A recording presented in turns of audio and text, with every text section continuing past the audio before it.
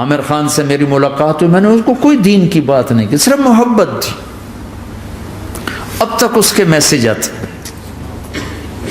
کہ میں زندگی میں کسی سے متاثر نہیں ہوا، تم پہلے آدمی ہو جس سے میں متاثر ہوں. میں نے کوئی جادو کیا، صرف محبت. لوگوں کو محبت دو، قریب ہوں گے. میں جب گیا بڑی مشکل سے اللہ نے، ملاقات کا کوئی راستہ ہی نہیں تھا، وہ مجھے نہیں جانتا تھا، میں اسے نہیں جانتا تھا، تو کوئی موقع نہیں مل رہا تھا ملاقات کا. تو اللہ نے شاہد آفریدی کو بھیج دیا. شاہد آفریدی اس کی دوستی تھی، ہمارا جو کرکٹر ہے. میں نے اس سے فون پر کہا یار میری ملاقات تو کرا. اس نے ملاقات کروائی. تو اس نے مجھے کہا آدھا گھنٹہ ہے، آدھا گھنٹہ. جب میں پہنچا میکسیمم پونا گھنٹہ. میں ٹھیک. میں گیا تو وہ سہما ہوا چہرہ کہ بھئی مولانا آ گیا، پتہ نہیں کیا کہیں گے، بھئی یہ تو کیا کر رہا ہے، تو حرام کر رہا ہے، ناچ رہا ہے، گا رہا ہے، توبہ کر، ابھی تیرے لیے دوزخ کا فیصلہ ہو جائے. پتہ نہیں کیا ہو، وہ ڈرا ہوا سہما ہوا تھا. تو میرا ایک دور کالج لائف تھا. میرے اللہ نے مجھے ہدایت دی اور میں 3 دن کے لیے میں اس دوست کو، اس کی نسلوں کو دعائیں دیتا ہوں جو مجھے زبردستی پکڑ کے لے گیا. نہ میرا تبلیغ سے کوئی تعلق، نہ واسطہ، نہ میں کوئی ان سے متاثر. ایک لڑکا تھا، بنگالی تھا، گشت کرتا تھا، لیکن میں اس سے ذرا متاثر نہیں ہوا. میرا دوست متاثر ہو گیا تھا، تو میں تو ان کے قریب سے نہیں گزرتا تھا. تو وہ اور میں اسکول میں اکٹھے آ رہے تھے، کالج میں اکٹھے آ رہے تھے. تو وہ متاثر ہوا، وہ 3 دن کے لیے جا رہا تھا. تو مجھے بتائے بغیر میرا ہاتھ پکڑ کے لے گیا، مجھے کام ہے چلو میرے ساتھ. اور میں اس کو انکار نہیں کر سکتا تھا، یہ میرا اس کا تعلق تھا. اب بھی اسی طرح بھائیوں جیسا تعلق. میں اس کا احسان ماں، مجھے زبردستی لے گیا. ہمارے پنجابی کی مثال ہے، کبے نو لت لگی وہ سیدھا ہو گیا. وہ جو ہوتا ہے ہنچ بیک ہوتا ہے نا، اس کو کسی نے لات ماری تو سیدھا ہو گیا. مہربانی بھائی تیری لات سے میں سیدھا ہو گیا. تو مجھے تو وہ کبے والی لت پہ گئی. تو اللہ نے مجھے اس طرف لگا دیا. اور جب میری کالج لائف، میں نے کالج کا بہترین سنگر تھا، اسکول کا بہترین. یہ جنید جمشید کیا ہے جو اس زمانے میں یہ سارا کو اٹھایا میں نے سارا کیا ہے. تو اب وہ بیچارہ ایسے بیٹھا ہوا. تو میں نے اس سے بیٹھتے ہی فلموں کی باتیں شروع کر دی. اور تھوڑی دیر بعد میں نے محسوس کیا کہ فرام 60 to 72 جو فلم انڈسٹری کو جتنا میں جانتا تھا اتنا وہ نہیں جانتا تھا. تو اس کے اوپر میرے علم کا روپ پڑ گیا. اس کی لائن کا علم تھا نا. تو حیران پریشان، یہ واز تو ہو نہیں رہا. تو کبھی دلیپ کمار کی باتیں شروع ہو گئیں، کبھی راج کپور کی شروع ہو گئی، کبھی محبوب صاحب شروع ہو گئے، کبھی مدن موہن شروع ہو گئے. وہ آدھا گھنٹہ تو یوں ہی گزر گیا. تو آدھے گھنٹے کے بعد میں نے کہا جی ہمارا تو ٹائم اوور کا نہیں، اٹھیں چلے ادھر چل کے بیٹھتے. وہ کھانے کی ٹیبل پر تھے تو وہاں جا کے بیٹھ گئے. پھر وہیں باتیں شروع ہو گئی. جب اس کا سارا خوف دور ہو گیا اور ریلیکس ہو گیا، اس میں پونے گھنٹے سے 50 منٹ گزر گئے تھے.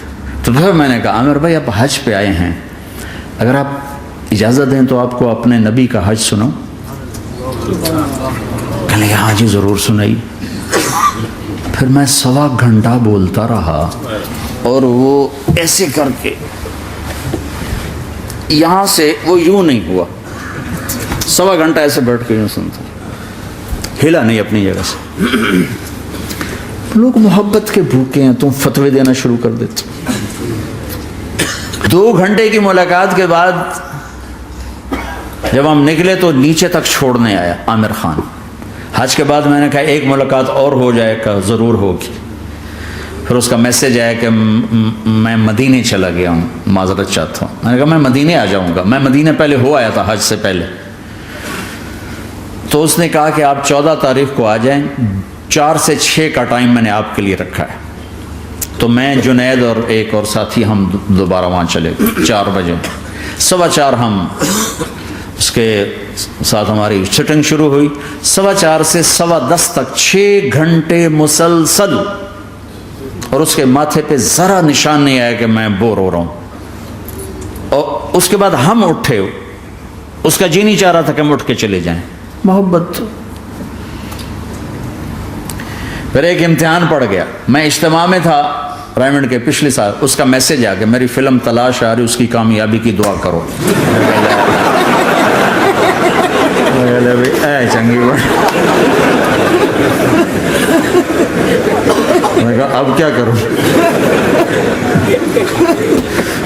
جواب دینا بھی ضروری, دعا بھی نہیں ہو سکتی, کیا کروں. تو جب وہ میسج آیا تو میرے سامنے کوئی 10-12 علماء بیٹھے تھے.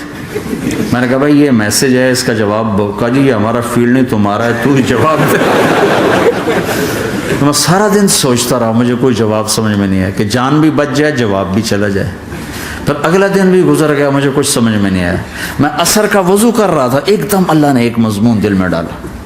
تو میں نے فوراً بیٹھ کے اس کو میسج کیا کہ عامر بھائی, جو کریٹیو ہوتا ہے نا ذہن, یہ اللہ کسی کسی کو دیتا ہے. تخلیقی ذہن یہ اللہ تعالیٰ کسی کسی کو دیتا ہے, ہر ایک کو نہیں دیتا. اور یہ اللہ کی بہت بڑی عطا ہوتی ہے. اور میں نے تمہارے ساتھ جو وقت گزارا اس میں نے دیکھا کہ اللہ نے تمہیں تخلیقی ذہن دیا ہے, تم کریٹر ہو. اور جو لوگ اس ٹائپ کے ہوتے ہیں وہ کامیابی ناکامی کی پرواہ نہیں کرتے, وہ اپنے کام سے کام رکھتے ہیں. آپ کا بھائی تو فوراً اس کا میسج آیا, آپ ٹھیک کہہ رہے ہیں, آپ ٹھیک کہہ رہے ہیں. بات ہو گئی. پھر میں تھا ہانگ کانگ, میں نے وہاں سے اس کو میسج کیا. دیکھو کسی مصروف آدمی کو براہ راست فون نہ کیا کرو, میسج کیا کرو کہ میں آپ کو فون کر سکتا ہوں, چونکہ میں اس کا بہت ستایا ہوا, بہت ستایا. تو میں نے اسے میسج کیا کہ میں طارق جمیل ہانگ کانگ میں آپ کو فون کر سکتا ہوں, میں آپ کو فون کر سکتا ہوں.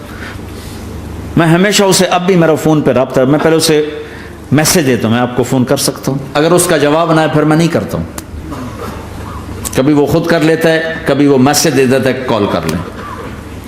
تو تھوڑی دیر بعد اس کا فون آ گیا, کیونکہ میں اس وقت دلی میں ہوں, کانفرنس میں تھا. تو میں نے آپ کا میسج دیکھا تو میں اٹھ کے باہر آ گیا ہوں, ابھی آپ سے بات کر کے پھر میں جاؤں گا.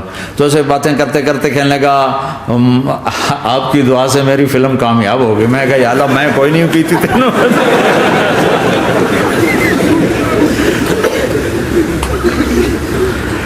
بھائیو محبتیں بانٹو, نفرتیں تو پہلے ہی بہت پھیل چکی. نشہ پلا کے گرانا تو سب کو آتا ہے, مزہ تو تب ہے کہ گرتے کو تھام لے سب.